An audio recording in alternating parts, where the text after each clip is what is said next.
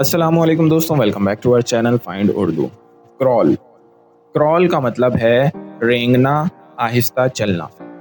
Crawl का मतलब होता है ज़मीन पर हाथ और घुटनों के बल आहिस्ता आहिस्ता चलना, जैसे छोटा बच्चा या कोई जानवर।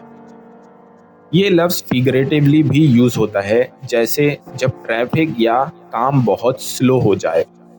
The baby has just started to crawl. बच्चा अभी अभी रेंगना शुरू हुआ है।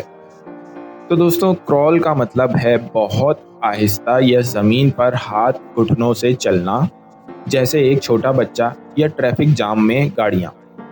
उम्मीद है अब आपको क्रॉल का मतलब समझ में आ गया होगा। मिलते हैं नेक्स्ट वीडियो में। शुक्रिया।